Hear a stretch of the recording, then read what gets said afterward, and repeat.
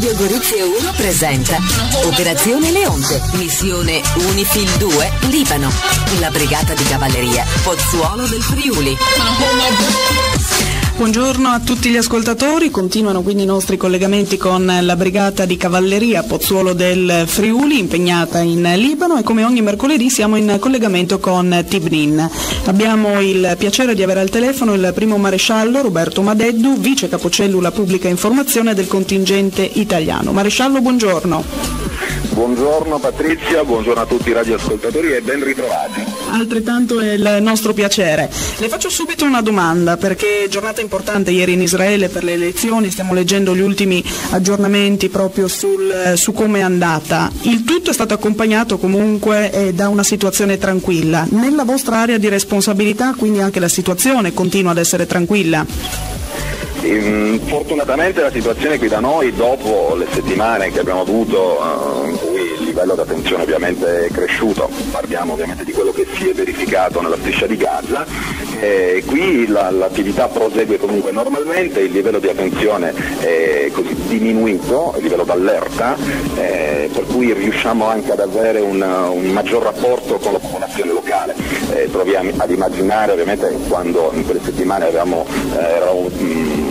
il livello di attenzione più alto, dovevamo obbligatoriamente uscire dalle nostre basi indossando il di proiettile, l'elmetto, questo chiaramente crea una barriera nei confronti della popolazione civile. Ora invece siamo riusciti a rientrare per quanto riguarda questa situazione e pertanto anche il rapporto con la popolazione civile è decisamente più rilassato, più tranquillo e riusciamo a parlare molto. Ecco. Benissimo, infatti più tardi poi parleremo anche di un meeting che si è svolto nei giorni scorsi.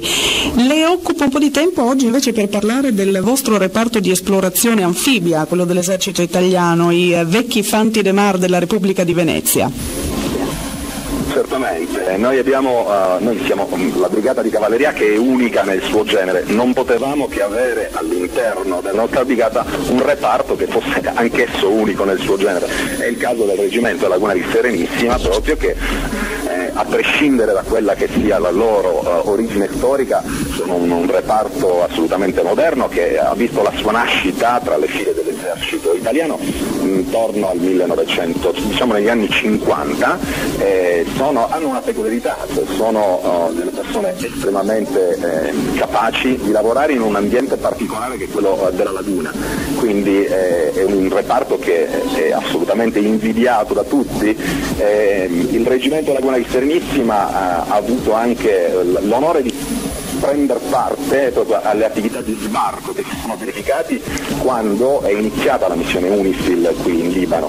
Infatti nel 2006, parliamo di settembre 2006, quando la forza da sbarco ha preso terra sulle rive del Libano, ecco, tra le persone, oltre al reggimento San Marco della Marina Militare, c'era anche il nostro reggimento Laguna di Serenissima con 2 compagnie che ha partecipato proprio alla presa di terra, come si dice tecnicamente in gergo militare.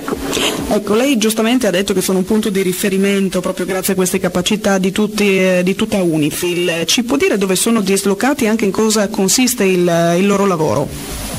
Allora, il loro lavoro consiste proprio nella ricognizione delle aree in cui altre unità dotate di mezzi diversi evidentemente non riescono ad operare. In Italia loro sono scansiati a Mestre, anche se hanno delle componenti, le componenti operative che sono stanziate su altre zone, una di queste è l'isola cosiddetta di Sant'Andrea, in cui hanno una componente operativa perché inevitabilmente devono avere la possibilità di vivere sul mare, i lagunari e il mare sono tutt'uno, e quindi proprio per esigenze operative devono essere vicini perché sono costantemente in addestramento. Qui in Libano invece loro sono stanziati in una cittadina, diciamo al nord della nostra area ad operazioni, ovviamente sempre a sud del fiume Litani, in una cittadina che si chiama Maracca. Devo dire che sono particolarmente ben voluti, sono riusciti a mettere insieme una serie di rapporti con le istituzioni locali diciamo che il sindaco onorario della cittadina di Maracca è sicuramente il comandante del reggimento Laguna di Serenissima. Quindi sono stati veramente ben accettati, come del resto tutta la brigata di cavalleria. Lei ha parlato di pattugliamenti, quindi motorizzati, anche appiedati, posti di osservazione, però c'è un'importante attività anche di cooperazione civile e militare anche da parte dei lagunari. Certamente, tutte le unità, non solamente i lagunari come ha ben specificato prima lei, ma anche il reggimento Lancieri di Novara, che è dislocato in una cittadina che si chiama Al-Mansuri, e anche il terzo reggimento Genio, oltre al reparto comando della brigata, oltre a condurre tutte quelle che sono le attività operative e logistiche, così focalizzano essenzialmente la loro attenzione su quelli che sono i progetti CIMIC. CIMIC è un acronimo che sta per cooperazione civile e militare, ossia interfacciarsi con la popolazione per poter condurre fisicamente dei progetti in modo tale che la popolazione possa avere un certo beneficio. Il reggimento Lagunari ne ha condotti moltissimi di progetti di questo genere nella propria area di responsabilità. Specifichiamo meglio un po' che cosa significa condurre dei progetti CIMIC. Il progetto CIMIC così lo si veicola allestendo una scuola magari con delle attrezzature che fino a quel momento non aveva, portando delle attrezzature sanitarie all'interno di ambulatori che magari non ne avevano la disponibilità in precedenza, e questo è una cosa che sicuramente noi italiani riusciamo ad esportare molto bene nelle nostre missioni di pace, in particolar modo qui sotto l'egida dell'ONU, diciamo che si sta prendendo vita una sorta di progetto di modo italiano di affrontare i progetti CIMIC. Cosa significa? I progetti CIMIC, diciamo che il modo italiano è un modo talvolta amichevole. L'italiano ha una grande capacità, e questo non lo sottolineiamo solamente noi, lo sottolineiamo un po' in tutti i teatri operativi dove noi siamo impegnati. Significa che noi abbiamo la capacità di raffrontarci con la realtà locale in maniera diversa, probabilmente ci esponiamo proprio in prima persona, al di là, diciamo che al di sotto di un uniforme, dietro un uniforme c'è una persona, quindi ognuno di noi ci mette tanto del proprio per far sì che l'uniforme possa essere vista in un certo modo e magari prima dell'uniforme anche la persona. Certo, immagino. Per chiudere le chiedo solo un paio di numeri che riguardano proprio l'attività di questo reggimento, perché ho visto numeri veramente molto alti come 760.000 pasti. Assolutamente sì. Allora, 700, guardi, leggo fisicamente dopo una piccola nota che mi sono preparato. Allora, 760.000 pasti, 1.650.000 litri di carburante e 300.000 chilometri percorsi, più o meno come percorrere così 150 volte l'Italia avanti e indietro. Veramente sono dei numeri che ci fanno riflettere riguardo quello che è l'impegno e il supporto che deve dare questo reggimento a tutto quanto il contingente, senza il quale sicuramente non riusciremo né a muovere né a operare e soprattutto a mangiare. Insomma, certo. Purtroppo il soldato italiano, al pari di moltissime altre persone, ha il brutto vizio di mangiare 3 volte al giorno, e questo insomma causa qualche problema.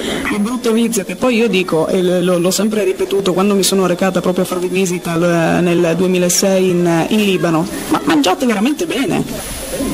Ma devo dire che così riusciamo a ricreare un ambiente così abbastanza familiare nelle nostre basi, grazie ai nostri cuochi che frequentano degli appositi corsi, insomma, così ci piace dire che non ci facciamo mancare niente. Mi sembra giusto. Di svago, che sono ovviamente i pochi che ci possiamo permettere qui in base, il cibo riveste un'importanza fondamentale. Cioè, se un soldato ha un letto caldo e del cibo così che possa rispondere alle sue esigenze, sicuramente riesce ad operare al massimo delle sue possibilità. Le do pienamente ragione. Maresciallo, siamo arrivati al termine, non ci resta che darci appuntamento al prossimo mercoledì, augurandovi ancora un in bocca al lupo e buon lavoro per tutte queste attività che state svolgendo con grande impegno e dando grandissime soddisfazioni anche a chi resta qui in Italia. Grazie ancora a tutti voi, un saluto a tutta la cellula pubblica informazione, ci risentiamo il prossimo mercoledì. Grazie a tutti, buona giornata e alla prossima settimana.